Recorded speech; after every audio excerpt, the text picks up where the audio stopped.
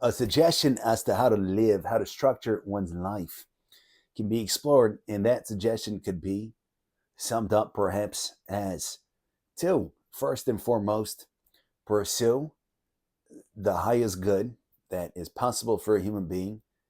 And as it concerns the ancillary extra goods, extra credit, uh, pursue them to some or another extent, those goods.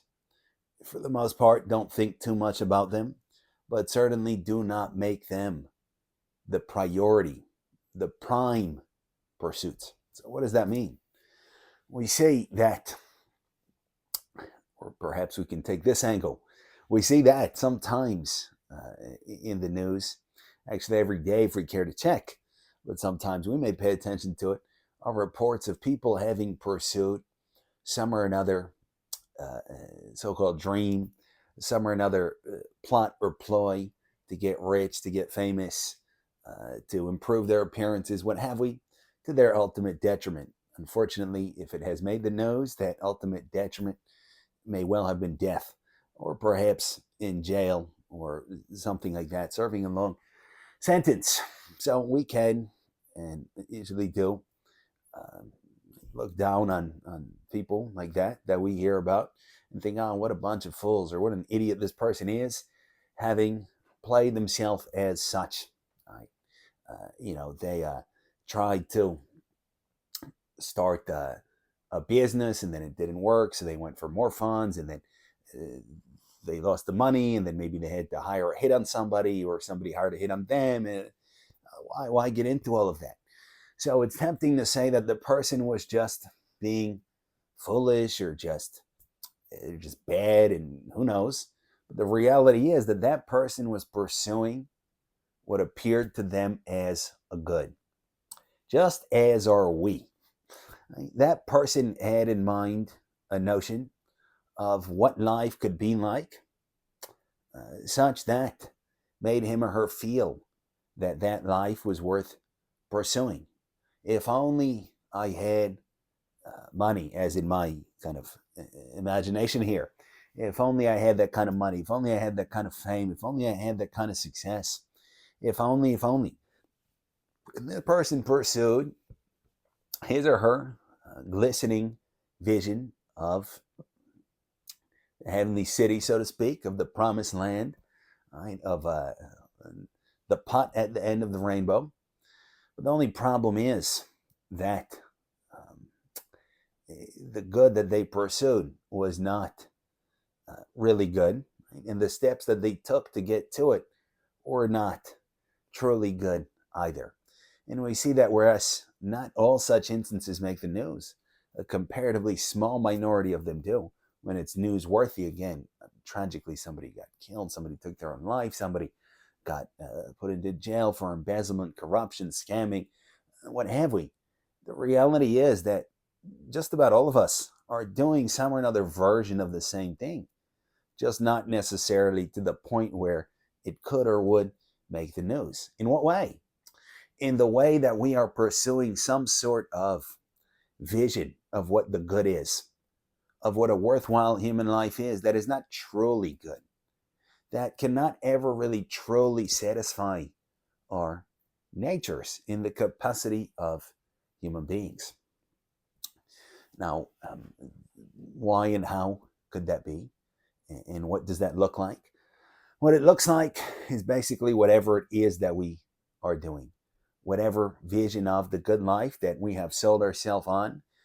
There's no need to pick anything out as if one thing is, well, one thing could be more able to be newsworthy than others. Perhaps it could be better to be live a quieter, harmless life, but in essence, it's the same idea. There's no need to pick anything out. I'm pursuing some sort of vision of what life should be like, but that vision has not really taken into account the objective demands of human nature and of what it really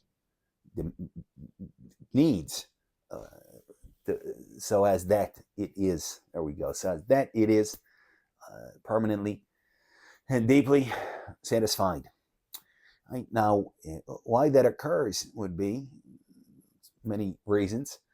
One would be that obviously in our youth, right, when we first start out in life, unless we have solid instruction, right, unless we can benefit from the wisdom of our forefathers and mothers, presumably through our parents or through the community or nowadays with other educational options, we're kind of stumbling in the dark. And what we select as our promised land, so to say, as our good, is something that speaks to our psychological, self centered needs at the time. For example, I feel that, as was mentioned, right, if only I'm successful in this way, that's the good life. That's where happiness lies. If only I'm successful in that way, that's where dignity and power and glory lies.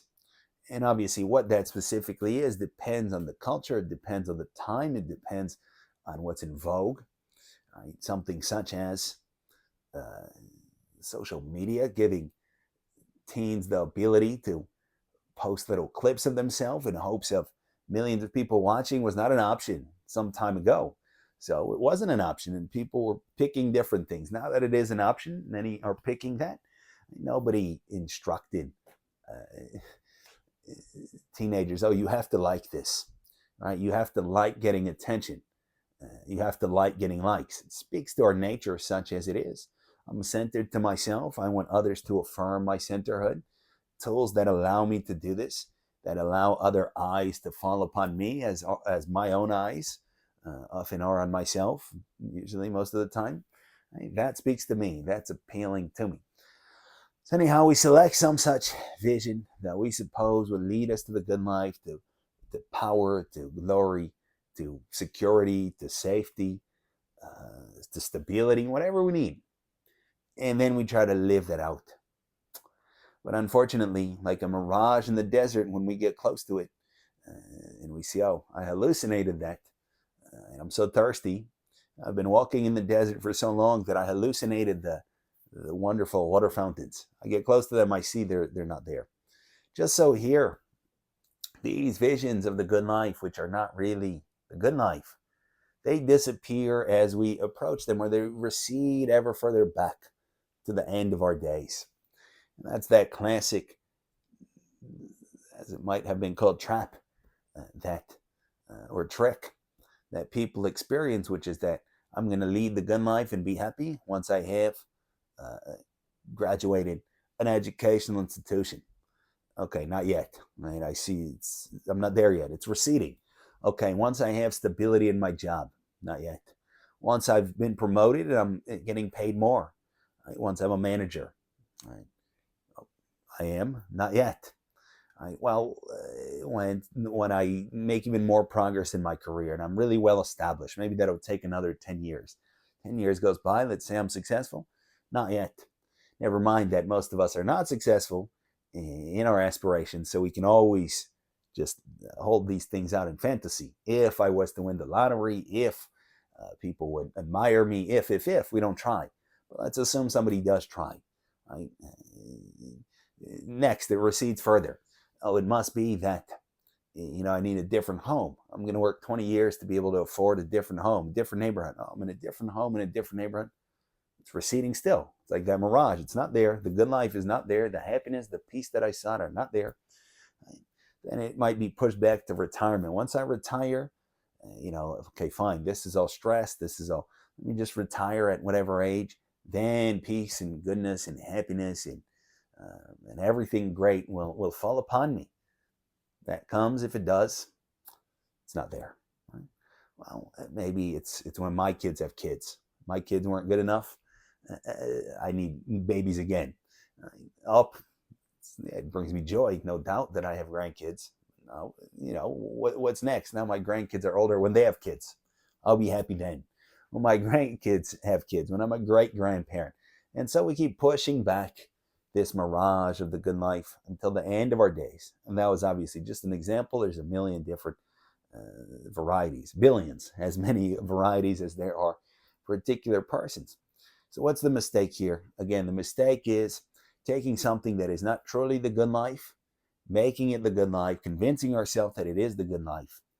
And then once we approach it and we see there's nothing really there, instead of, confronting ourselves and our convictions as to what is good, instead of having maybe a little bit of a existential crisis or a midlife quote unquote crisis, maybe an early life crisis, doesn't matter when, right? We simply push it back. Like walking in the desert, there's the magical water fountains. I'm thirsty. I walk, I get to them. They're not there. Instead of saying, all right, I'm hallucinating, my bad, that the equivalent here would be to say, oh, they're actually over there, another 5 miles out. You walk another 5 miles. Oh, not there, another 10 miles. Like that's silly. That's not productive. So if we were to see the illusions of the good life for what they are, which is illusions, what's an alternative? Obviously, alternatives that are not really alternatives are plenty. There's no shortage of people trying to sell us their idiosyncratic version of what is good, presumably at their profit, right? For example, all these people in the rat race, what you really need to do to be happy is to have your own business. What you really need to do is to be financially independent. Then you'll be happy. Look at me. I'm on the beach with a drink in my hand and doing like 1 hour of work a day, and I'm happy. What you really need is you need to follow your passion. You have that book in you. You have that poetry in you. Yada yada. What you really need is to become obsessed with your health and with your morning routine. There's no shortage of such options that attempt to portray something that is a finite good, that is a finite good, as an infinite good, as a summum bonum, as the greatest possible good. So that all can be put in one class. And what is the only actual alternative? The only actual alternative, it seems, is that the greatest good for a human being is the greatest good, such as it is. It's some sort of unitary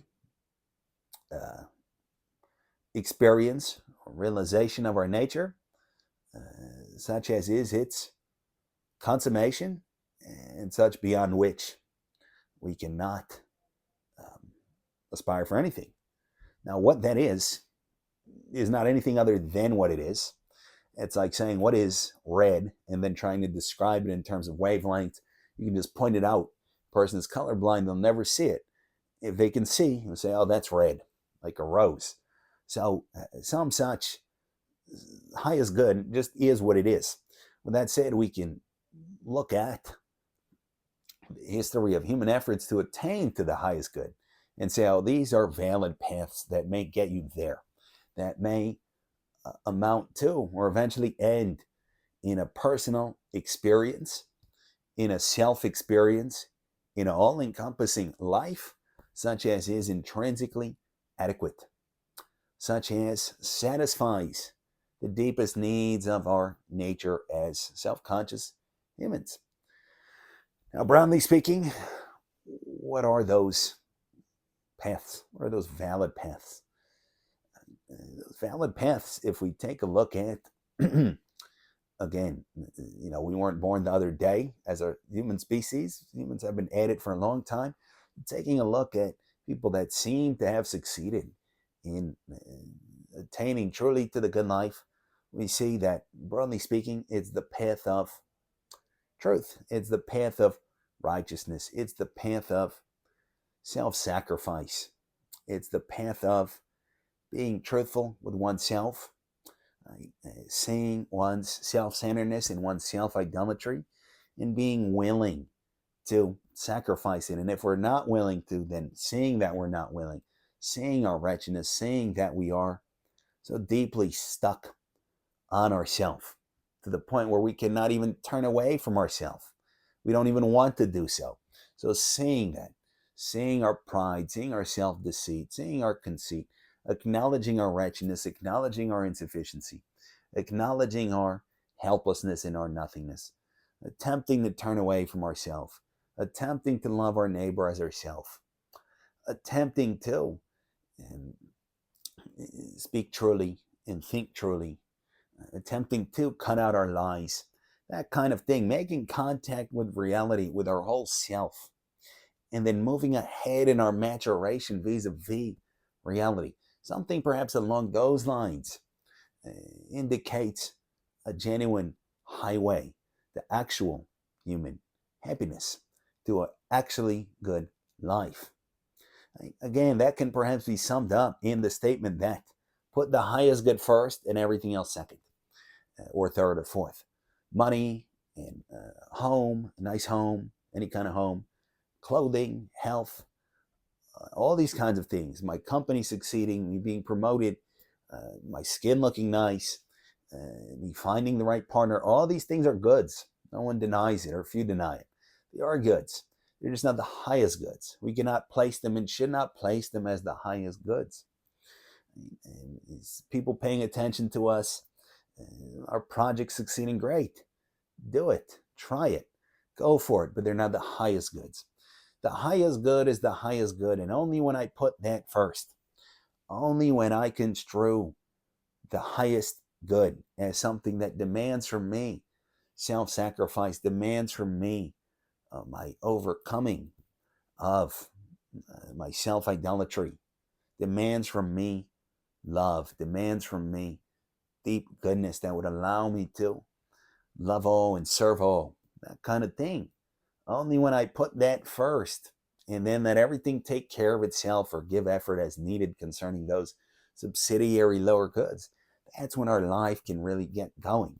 That's when we can have a true human life, and when our personality or character can organize around what it ought to be organized around, when our mind can become ordered, when our passions can become ordered, when we can become real people and real human beings. So, in short, when we see people in the news that are caught for, doing bad things or called out for having played themselves, for having pursued some sort of power ploy, some kind of attempt to get wealthy, whatever the case might be, to their ultimate detriment, instead of laughing at them or looking down on them or even pitying them from a perch of superiority, turn that contempt to ourself. In all likelihood, I am doing the same thing. In all likelihood, I am pursuing a vision of the good that is like that mirage in the desert. And when I reach it, I will see that it's not really good. Only the true good, only the highest good is the highest good. I don't know what that is, but I know what it's not. It's not my little schemes. It's not my little dreams. It's something beyond that. Confront myself, confront my personal inadequacy, my ethical inadequacy, my alienation, my self-centeredness, my narcissism, my selfishness, all that kind of stuff. Be humble, right? And hopefully change up my life so that it is organized around what it ought to be organized around. Thank you for listening.